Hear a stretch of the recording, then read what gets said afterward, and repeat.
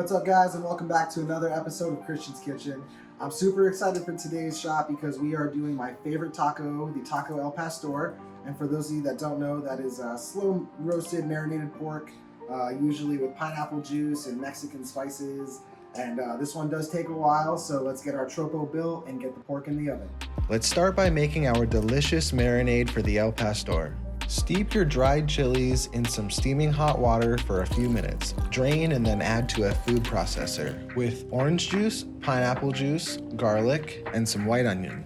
Now let's spice it up with some cumin, black pepper, kosher salt, dried thyme, dried oregano, and some good old paprika. Blend until your mixture is smooth, and then we're gonna pour that into a mixing bowl where we're gonna add another half cup of orange juice and pineapple juice. Give that a good whisk and generously mix that into the pork, making sure to cover the meat completely. Time to build our tropo. Start by cutting off the base of the pineapple, and next you're gonna cut about a 1-inch slice and trim off the skin. Grab 2 wooden skewers and puncture the center of the pineapple slice. Now we're just gonna simply stack and trim until we have a beautiful tower of pork heaven.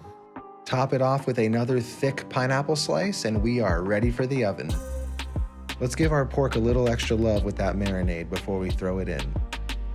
In she goes for an hour and a half at 350 degrees. And it's not El Pastor without fresh pineapple.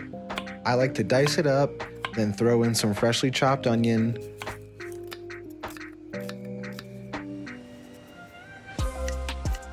hit it with a squeeze of lime, a handful of chopped cilantro, and salt and pepper to taste. And for the finishing touch, my homemade avocado crema. Simply blend together these 5 easy ingredients and you will have yourself an amazing sauce to top your tacos with.